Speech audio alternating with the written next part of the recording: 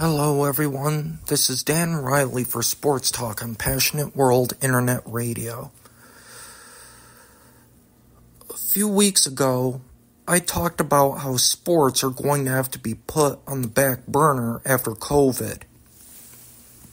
But I'm here today to let my audience know that there are redeeming qualities in keeping ice hockey and football on campus.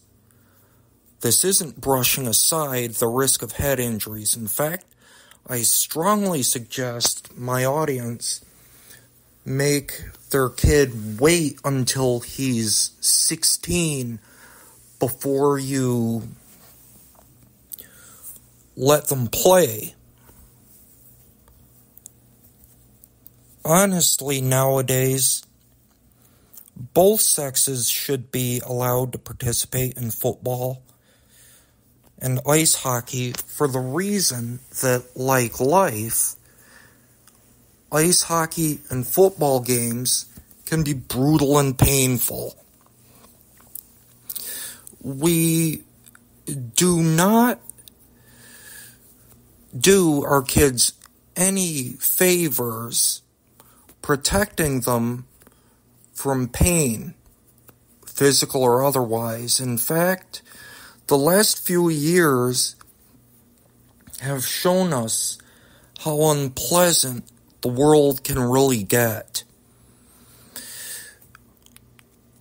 Football and ice hockey players are forced to sometimes even choose to play based on feeling just awful anyway. We hear football and hockey players playing with injuries all the time.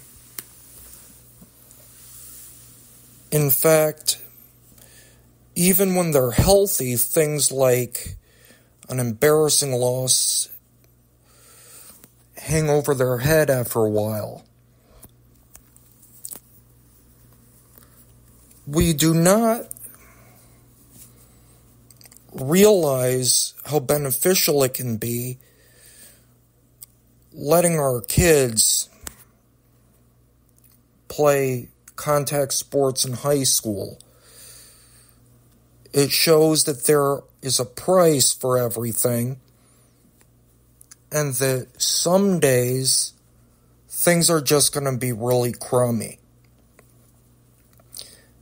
I was on the football team for an extremely short amount of time in high school, and it ended rather quickly. It was painful, and I had to give up a dream, but that honestly did me a favor.